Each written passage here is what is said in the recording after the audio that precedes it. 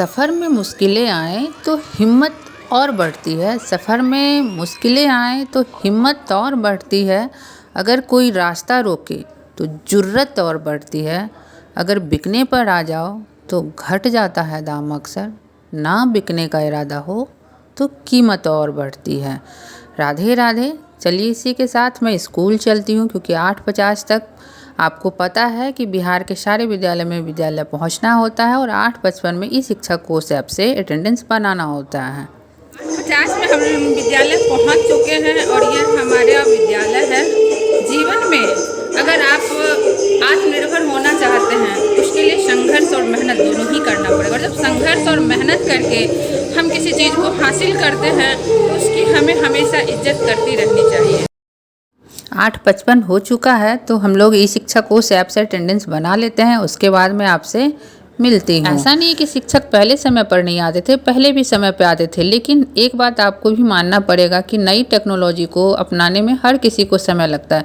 हमारी नई पीढ़ी हो सकता है कि हमसे ज़्यादा एडवांस हो, इसलिए ऐसा नहीं है कि शिक्षक घबरा रहे हैं। बस शिक्षक इस नई टेक्नोलॉजी के साथ एडजस्ट नहीं कर पा रहे हैं। पुराने शिक्षक को एडजस्ट होने में थोड़ा समय लग रहा है और इस ऐप में भी बहुत सारी परेशानियां अभी भी हैं, जिसे विभाग के द्वारा दूर करने का प्रयास किया जा रहा है।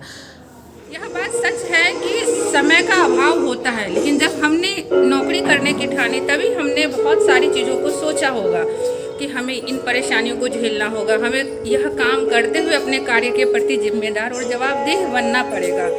तो बेहतर है कि अगर हम नौकरी करने का सोचे हैं तो उस रूटीन को फॉलो करें और अपने काम के साथ तारतम्यता बैठाएं। देख लीजिए प्रकृति का नज़ारा कितना अद्भुत है। मैं सोची थोड़ा सा शूट कर लूँ। अभी बच्चे नहीं आए हैं।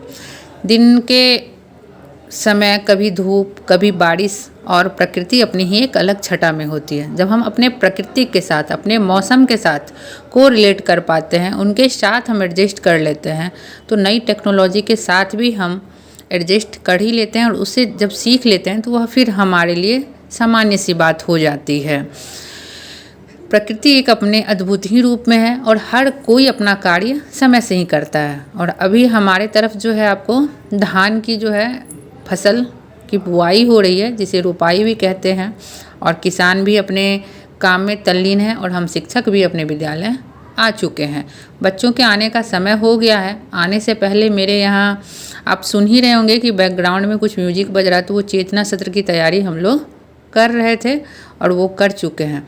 ऐसे भी एक बात याद रखिएगा कि जो व्यक्ति 10 बजे तक अपने दिन का आधा काम पूरा नहीं कर पाता है, उसके दिन का आधा काम अधूरा रह जाने की संभावना बनी रहती है। एमिली ब्रोंटे ने ऐसा कहा है और यह बिल्कुल सच है। अगर हम 100 समय ना जगे, अपने कामों को एक सही समय पे पूरा ना करें, तो कभी भी हम सही समय पे कार्य नहीं कर पाएंगे। देखिए बच्चे स्कूल आने शुरू हो चुके हैं और 9 बजने वाला है। अब हमारे यहाँ चेतना सत्र होगा, तो मैं चेतना सत्र और क्लास के बाद आपसे जाते वक्त मिलती हूँ। तब तक के लिए बाय। 4:30 बज चुका है और हम सभी शिक्षक जो है एक दूसरे के नेटवर्क से, वाईफाई से, किसी के फ़ोन में प्रॉब्लम आ जाता है कि नेटवर्क नहीं रहता है, तो हम लोग आपस में एक दूसरे से नेटवर्क शेयर करके स्कूल आउट कर रहे हैं। और देखिए 4:33 में हम लोग स्कूल आउट कर चुके हैं और अपने घर निकलेंगे। और मैं घर पहुंचने के बाद आपसे मिलती हूं। आप देखिएगा कि हम शिक्षक सुबह से लेकर शाम तक काम करते हैं और वापस जब घर पहुंचते हैं तो पुनः एनर्जेटिक होकर कार्य करते हैं। याद रखिए, चाहे आप किसी भी विभाग में काम कर रहे हैं, उस विभाग की नौकरी को पाने के लिए, उस नौकरी को पाने के लिए हमने दिन रात एक मेहनत की होती है, तब जाके हमें मिलती है।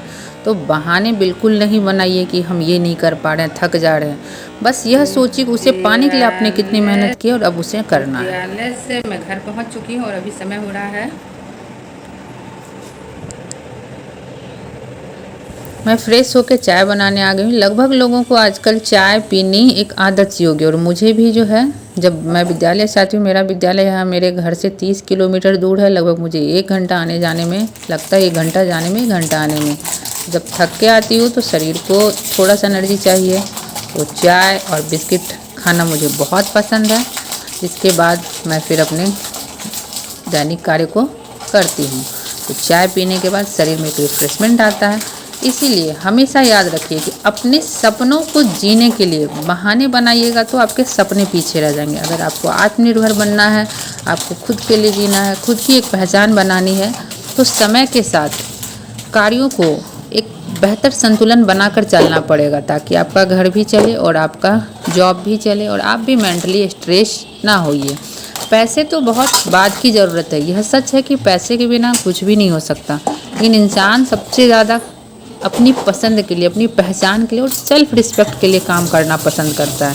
इसलिए जॉब से परेशान मत होइए। जिस जॉब को पाने के लिए आप परेशान हुए थे, वह जब मिल जाए तो उसके साथ को रिलेट कीजिए और अपने कामों को एस्टेब्लिश कीजिए। ज़िंदगी बहुत आसान हो जाएगी, बस ज़रूरत होती है हमें थोड़ी बहुत एडजस्टमेंट की। जब शाम को घर वापस आइए जॉब पर से, तो कुछ समय अपने परिवार के साथ बिताइए, क्योंकि परिवार हमारे लिए सबसे पहले है, फिर कुछ है। तो मैं अपनी माँ के साथ शाम का चाय पीती हूँ और उसके बाद फिर अपनी पढ़ाई और कुछ काम जो होते हैं बचे हुए उसको करने में लग जाती हूँ।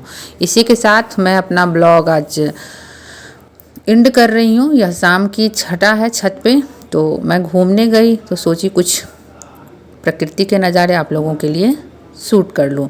हमेशा जीवन में याद रखिए, थकता हर कोई है, बस मन के जीते जीत है, मन के हारे हार। हर काम में मन को स्ट्रांग बनाइए, जीत आपकी पक्की है।